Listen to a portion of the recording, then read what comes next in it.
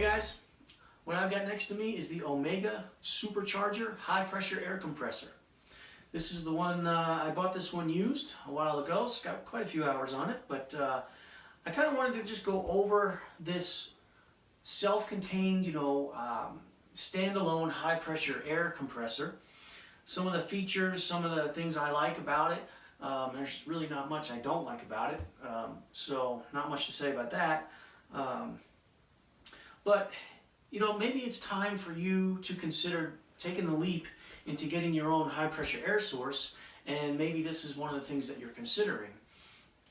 If you are, personally, I would say, good choice. I really like this one. So, yeah, as you can tell, it's about the size of a suitcase. It's bigger than a kitty cat. This one here weighs about 70 pounds. Came with a whole mess of tools and O-rings and springs and lubrication and tweezers and all kinds of stuff in the bag, and also manual on setup and maintenance. That's one of the things I like about them is you don't just run them until they kind of break. You maintain them along the way and for extended period. In fact, this one has 162, I think, 0.9 hours on it, so it's been well used. Another thing that I've got going with this video is how to set it up. And this one's already been running, it's already set up. But what Frank is sitting on is the turbocharger. So I've actually got two. And when he moves, I will open up the box and show you. Unboxing one of these units, it'll be in a very large box like this. I may mention that one's 70 pounds. This one is actually 100 pounds. So when you open the box, typically you'll find your instruction manual right on top. They come with a nice cover that goes over the whole unit. Keep it nice when it's not in use. Your fill hose will be up there on top. This is lubrication, probably a grease type of lubrication.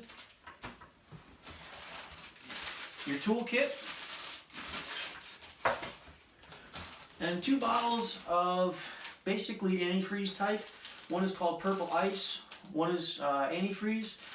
You'll notice these are empty. It's because this is the second take of this video and I've already used them and kind of put this in service.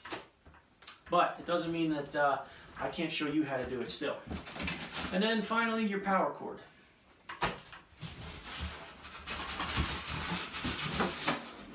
Out comes your phone.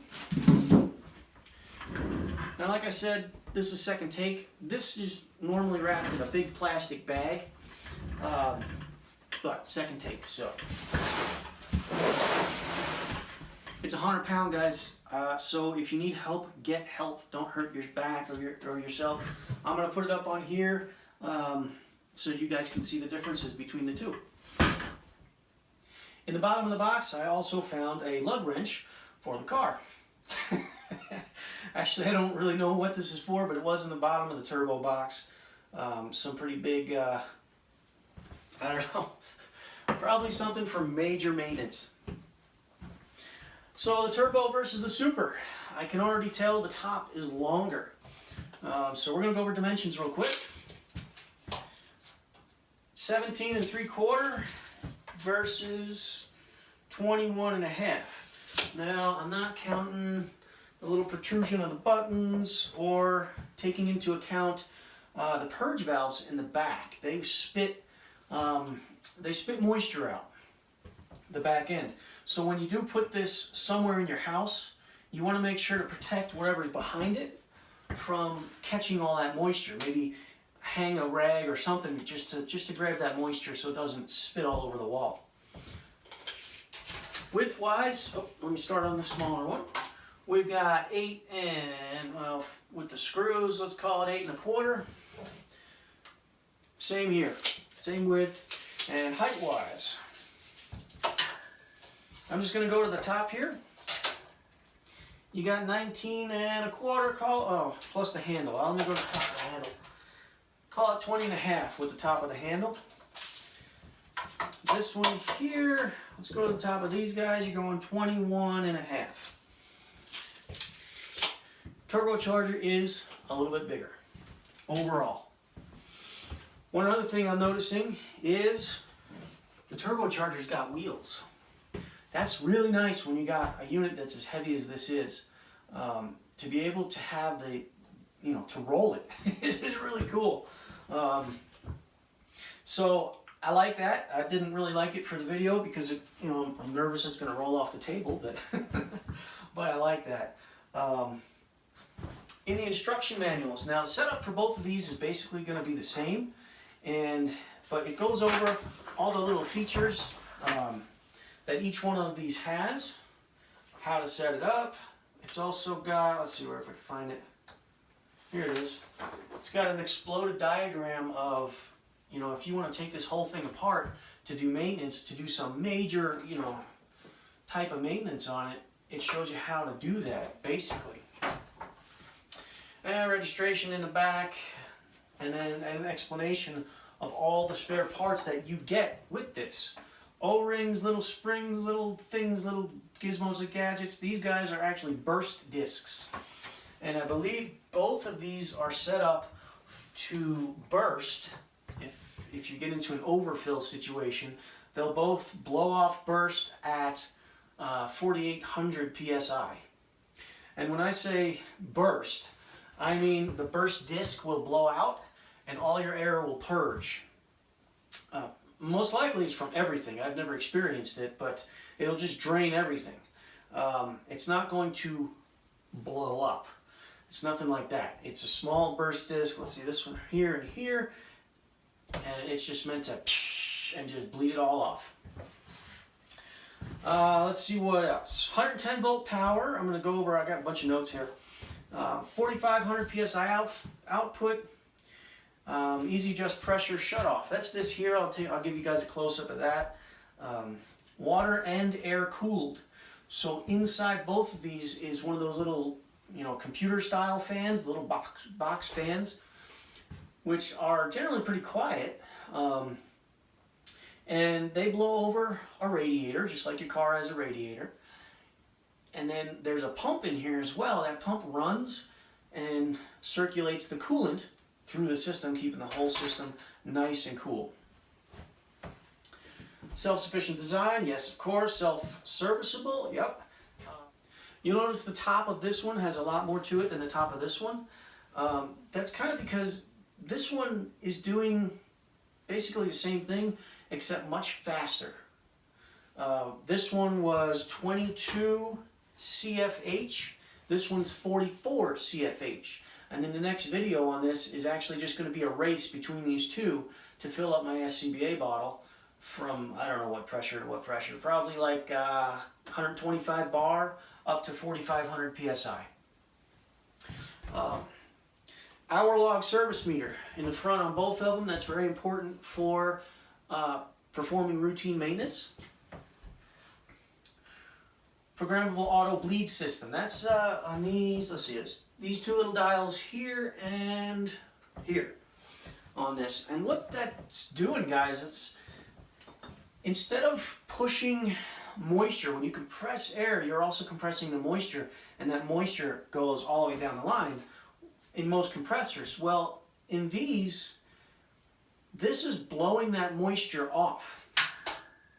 Okay, and that's this thing that you set in the front is how often and for how long it's going to purge that moisture.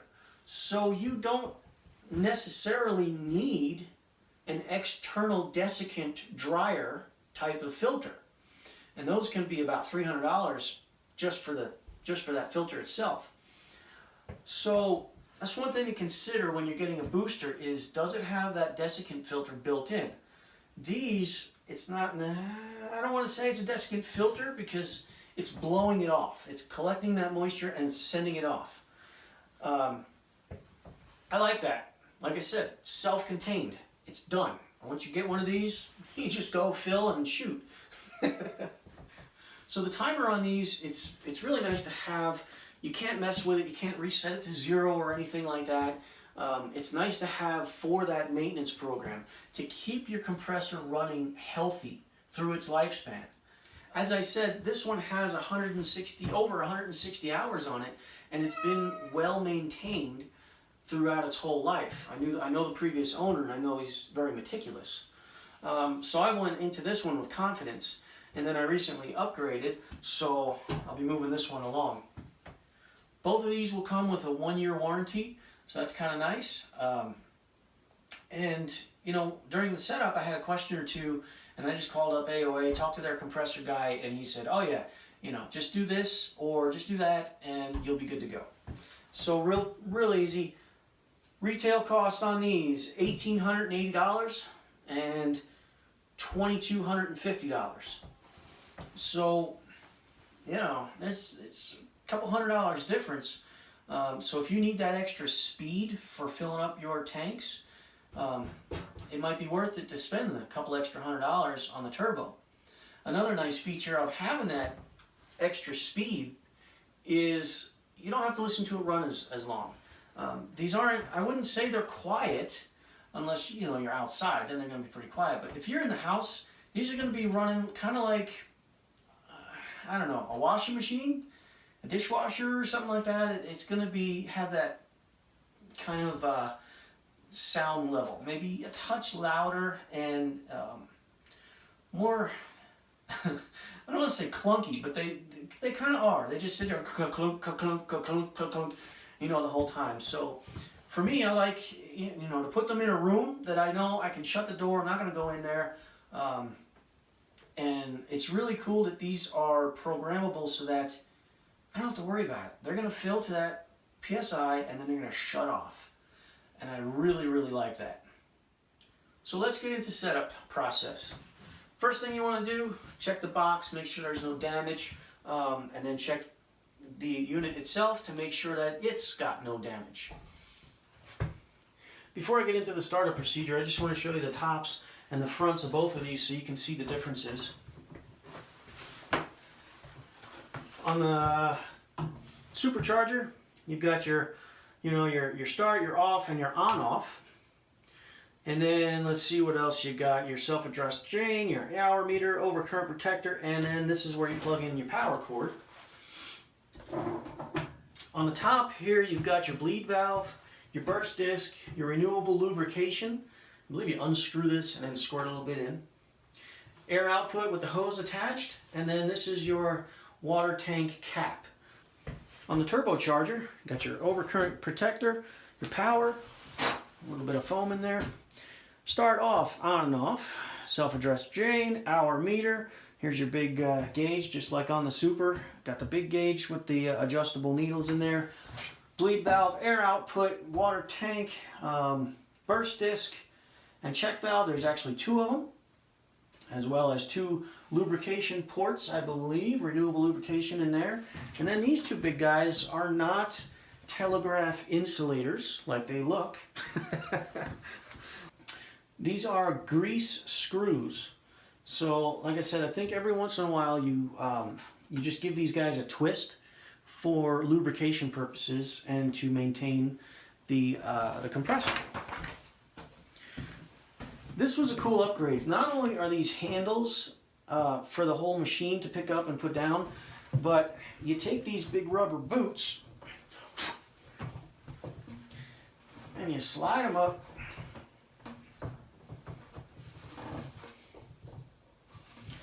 like so. And now what these are meant for is for you, and there's 2 in the back, you just set your bottle on top of here when you're filling instead of next to it, in front of it, etc., etc. You can just set your bottle right on top and it's going to hold your bottle while filling it. I really like that. I think that's cool. It just kind of keeps everything nice and clean and compact. So step 1 of the setup procedure is to take your 2 little bottles. I think they were about half full. This one was red, this one was purple. Take your 2 bottles, snip the tops off, and you're going to pour those contents into the top here. Once you get done pouring these both into there, you're going to top this off with water. Now, this is not car. I know some Some car shops will say to use distilled water. Do not use distilled water with these. It says it about 2 or 3 times in the directions. Tap water or like spring water, something like that will work well. You fill it up to an inch to the top here. What I did was I got a dowel. This is my clearing dowel for the guns. Just wiped it off a little bit, and then I drew a line, 1 inch. I'll hold that in there until I get an inch to the water line. I did have to add water, and you're probably going to have to add water too. So just be prepared for that. Tap water is fine. Next up is the self-draining adjust device. That's this guy right here. It allows you to set the moisture drainage frequency. And now this depends on where you are and how humid of an environment that you're in. The damper it is, the more venting you're going to need. Set the knob on the left for the length of venting in seconds. Suggested you initially set it at 0.5. But if you're filling a bottle, you may kick it up to 1 second or even more if you want. I'm probably going to kick this up even more to about 1.5 seconds for my bottles. I really don't like any type of moisture at all getting into my bottles. And I'm in a very dry environment, so a little more precaution. The knob on the right controls how often it vents in minutes. It says here, filling an air cylinder, set the hand knob to 1 second. Set this guy to 1 second and this one to every 15 minutes as a good starting point. In warm, dry conditions, you can set it to 20 or 30 minutes. Frequent and long venting slows down the fill speed, so it's another thing to keep in mind. Next up is the Overcurrent Protection switch. That's this guy here. You want to have it on the reset. So I just turned it off and put it right to reset. Done deal. One thing to note, they haven't had instructions saying to put the cap back on the reservoir. I would prefer to do that since it's a liquid in there, or at least just screw it on a couple of threads. And I'll show you this in a minute or two. That's not under any pressure. Maybe when it heats up or something like that, maybe it's under a little bit of pressure, but you can actually run the machine without this cap on. And it's just flowing, circulating the liquid through there. So it's not much pressure, and when you do go to screw it on, you don't have to kill it. You don't have to put a wrench on this. Hand tight, pretty snug, and then if you want to touch it with a wrench just to give that just a little bit extra, you know, that's up to you. But really, hand tight should be plenty good enough. The other reason I think that they don't tell you to put the cap back on is when you initially start this up, you hit the on-off switch, and just like it takes like 1 second, and then you'll hear it starts to fire up, it starts to run, and what that's doing is it's running the fan and it's running the pump that circulates the water. And especially during the startup, that first run, the first couple of runs that you run this through, you want it to run a little bit and check this level, because there's probably going to be air bubbles in the system, and you're going to have to top off your water level to get it right back to that 1 inch below the rim. The next step in the instructions has me plugging it in. I want to make sure this is off first. So there you go, it's plugged in. Now it says to turn the unit on, which activates the water pump and the fan, which I was just talking about. So I'm going to do that, but I don't want to have to start to shout over this thing, so I won't be talking much. But I will show you, I'll bring the camera over and show you the water flowing in here. So I'll kick the power on. There you go. And then back in here, you can see that water running. Comes out that little hole, and that little hole is about an inch. The bottom of that hole in there is about an inch to the rim. So my water level is just a hint low. I'm not too concerned, but I will add some water before I move on to filling up the bottle. And the nice thing is this cap is see-through, so when you screw this cap on, you can still see the water running. If you follow the directions to a T, this machine will be running while you perform the next step, which is attaching the hose. Again, I don't want to talk over it. I don't want you guys to have to listen to that, so One improvement, the turbocharger over the Super is this, and these guys might come with the 90-degree elbow now as well, but that's an improvement that I really am glad to see, because that's one thing that drove me nuts about that, is that hose just coming straight up. Put your hose on, get a wrench, tighten it up. Don't kill it, but good and snug. And if you fire this up and you start hearing a leak, you know, maybe check this, make sure, soapy water, just get a couple little squirts. And here's a little tip for you guys who are maybe going to own one of these. I picked up a bunch of these little itty-bitty magnets. There you go. And I kind of dig them because, you know, it's metal, you just stick it on there, and then your hose, instead of it flopping all over the place, it's just going to stick to it. So now you've got a real cheap way to, you know, kind of get this whip under control. Comes with a dust plug, which is also magnetic, so that's cool. Next up is to set your pressure. Now this is one fancy gauge on here. This dial spins freely, or you can push it down. And the way to adjust your pressure fill is there's two needles in here, and this little needle here is nothing more than basically your finger that you use to push these two. Keep these two together and push them all the way up, all the way up to your filling pressure. For me, that's 4,500. So guys, we're now ready to fill our bottle or our gun. For me, I'm using an SCBA system. Here's my valve system, my fill system, I'm sorry. And I had to get a double male Foster fitting so I could put these two together. I could change the end on this to a male Foster, and that would kind of be a shortcut, but I had that available, so I'll use it. Now, this is more me just being safe. This is the first time I'll be running this out of the box. It's brand new. I don't see any reason why it wouldn't work. But just for that added precaution, that added safety factor, it'll only cost you a few minutes to hook it up to whatever you're going to hook it up to. In this case, I've got it to an SCBA bottle with a valve. I can keep the valve shut. And I'll just watch the system operate, and it should build pressure. And when it gets to 4,500 PSI in just the hoses, it should shut itself off. Another precaution I'll take, hearing protection and safety glasses. This is just for the first run. Once I know the system works, everything's operating as it should, I'm not going to go through all this. I'm going to hook up my bottle and I'm going to basically walk away because I know the system's working. Good idea to turn it on and then let it run for about 30 seconds before you hit the start switch. And what that does is it just kind of gets everything circulating, running nice and cool. Always check in the glass, make sure that water is cycling.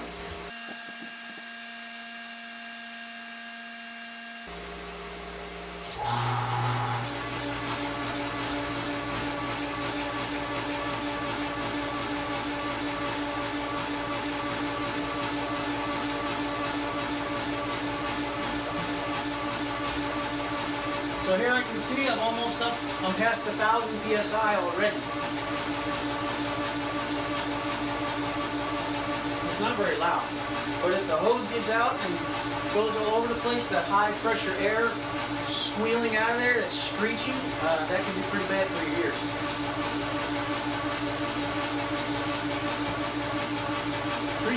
PSI.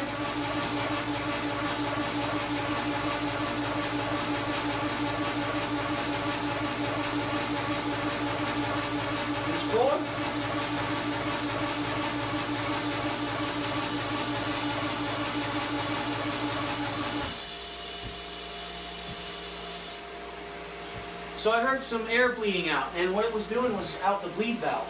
It's just a little bit of air I caught onto. That's why I run these tests initially, is just make sure everything's set how it needs to be. I'm still at about 4,000 PSI.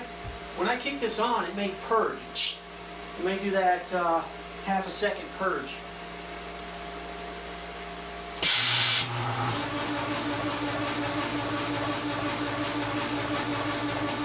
out.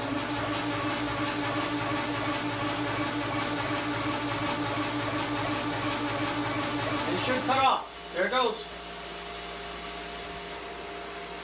So it cut off. I know everything's working just how it should. And now I can trust the system to fill my bottle up to 4,500 psi. So just to give you an idea, I'll do the same thing with the supercharger. Kick it on. Water's flowing, I'll let that flow for a little bit and I'll go through the same test. I got my bottle hooked up, my valve is shut off, and bleed valve is shut. These bleed valves, you do have to put a little bit of pressure on those to stop it from leaking out the back end, but you are dealing with high pressure air, so.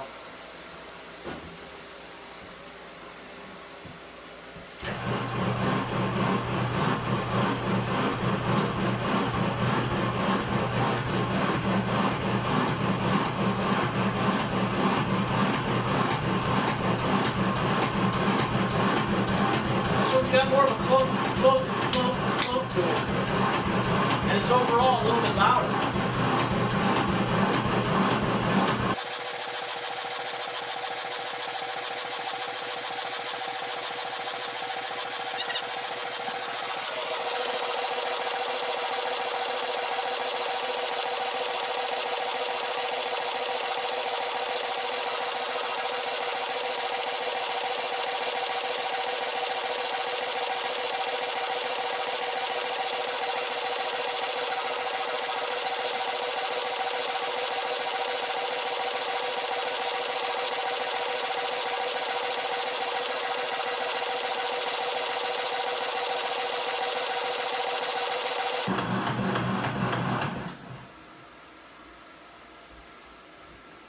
There's 4,500 psi on the gauge.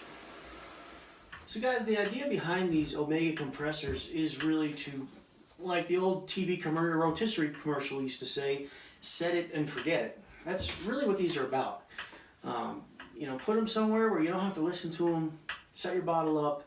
You know, once you get your machine set how you want it to purge the moisture and all that, plug it in, walk away, shut the door to keep it quiet throughout the house, and you know, go read something like the rest of your instruction manual. So to get yourself familiar with it. You know, the independence of having your own high pressure air compressor is really awesome. I mean, it just allows you to shoot without any concern for running out of air. But they are expensive, and for a lot of people you have to weigh that decision, like when is the right time, and do I go buy an SCBA bottle, or sorry, a supply bottle that I bring somewhere to pay someone to fill, or do I spend the money and just buy a compressor that I can fill my gun directly with? And it's really up to you and your budget. But anyway, guys, I hope this introduction helped some of you who are getting ready to set one of these up. If you bought one, congratulations. They're real easy. They are really easy to set up, maintain, and use once you get one. Guys, I hope you enjoyed the video. As always, happy shooting, and thanks for watching.